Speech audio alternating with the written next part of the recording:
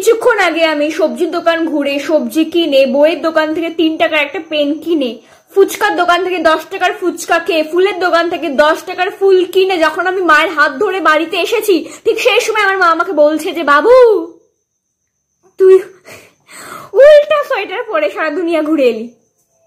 মানে ভাবো, তাতে আমি উল্টো সোজা ঠিক পাই, সেই জন্য আমার মা আমাকে এরকম পুঁতিও লাগিয়ে দিয়েছে, তবুও আমি উল্টো করে পরে ঘুরে এসেছি। আরে ভাই মানলাম আমি চশমা পরে, মানে আমি কানা তাই আমি চশমা পরে ঘুরে বেড়াচ্ছি, আমার মা তো কানা নয়, আমার মা কি করে এরকম ভুলটা করে?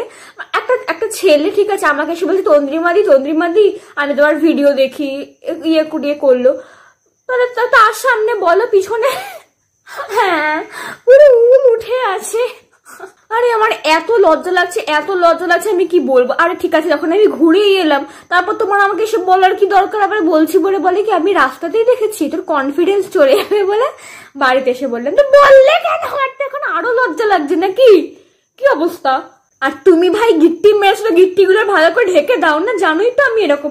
বলো এই ডিজাইনটা দেখে বোঝা যাচ্ছে যেটা সোজা না উল্টো, বাট এটা উল্টো পুরো পিছনে। এই যে উলগুলো উঠে আছে, সেলাইগুলো কি মুশকিল ভাই, ভাল লাগে না, আমার জিন্দগি বরবাদ হয়ে গেয়া। এত দুঃখ পেয়েছি আমার, এত কনফিডেন্স এখন লো হয়ে গেল, মানে আমি কি বলবো। মানে ঠিক আছে কোই বাত নেই, এটাও style, this is also style, ভাল লাগে না।